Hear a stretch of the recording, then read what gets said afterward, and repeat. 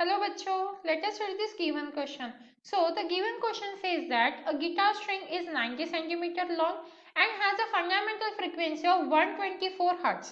To produce a fundamental frequency of 186 Hz, the guitar should be pressed. तो देखिए बच्चों, यहाँ पे हमें बताया जा रहा है एक गिटार है जिसकी जो वायर होती है, जो स्ट्रिंग होती है, वो कितना है 90 सेंटीमीटर लॉन्ग है। तो मतलब यहाँ पे L1 की वैल्यू हमें गिवन है और वो है 90 सेंटीमीटर। अब हमें क्या बताया जा रहा है, उसकी फंडामेंटल फ्रीक्वेंसी क्या है, दैट इज म्यू1, वो है 124 हर्ट्ज। एंड हमें बोला गया है हमें कौन सी फ्रीक्वेंसी प्रोड्यूस करनी है, दैट इज म्यू2 की वैल्यू हमें गिवन है और वो है 186 हर्ट्ज। तो हमें गिटार को कहाँ पे प्रेस करना पड़ेगा, लाइक वो जो स्ट्रिंग है उस स्ट्रिंग में कहाँ पे उसे प्रेस करना पड़ेगा, दैट मीन्स L2 की वैल्यू यहाँ पे हमें फाइंड आउट करनी है, राइट। तो अब यहाँ पे लॉ ऑफ लेंथ हम यूज करेंगे। तो लॉ ऑफ लेंथ के हिसाब से क्या होता है, लॉ ऑफ लेंथ, ये लॉ के हिसाब से जो हमारा म्यू2 है इंटू L2 वो किसके इक्वल रहता है, mu one into L1, right.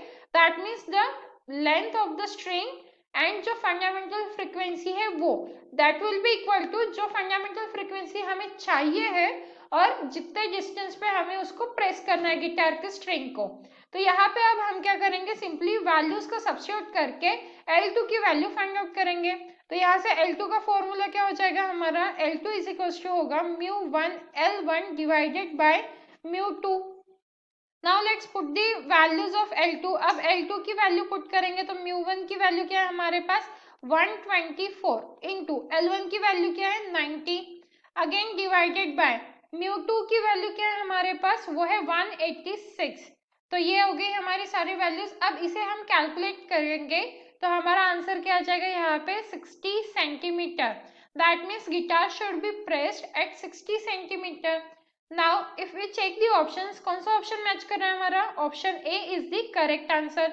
So the final answer for this question is option A and I hope you understood it well. All the best.